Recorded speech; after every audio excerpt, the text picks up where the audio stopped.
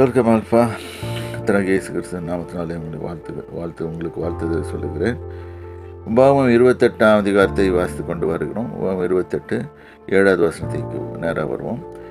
உனக்கு விரோதமாய் எழும்பும் உன் சத்துருக்களை கர்த்தர் உனக்கு முன்பாக அடிக்கும்படி ஒப்பு கொடுப்பார்.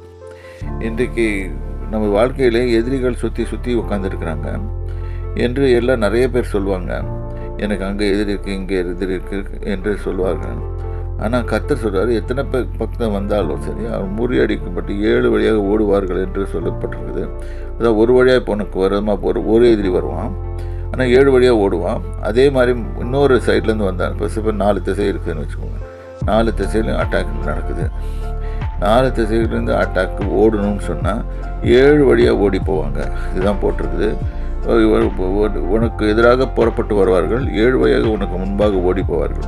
அப்போ கர்த்தருடைய வழிகள் நடக்கும்போது எதிரிகள் தன்னால் ஓடி போவார்கள். நம்மளை பார்த்து இது நல்லா புரியும். இது கர்த்தர் உங்களுக்கு விளக்கி சொல்வார். நீங்கள் வாசிங்க. நீங்கள் தனியாக போய் உங்கள் வேதத்தை திறந்து இந்த வசனங்களை வாசியுங்கள், தியானிங்கள். கர்த்தர் உங்களுக்கு அந்த வசனங்களை வெளிப்படுத்தி கொடுப்பார். கர்த்தருடைய நாமத்துக்கு ஸ்தோத்திரம். கர்த்தர் உங்களை ஆசீர்வதிப்பார்.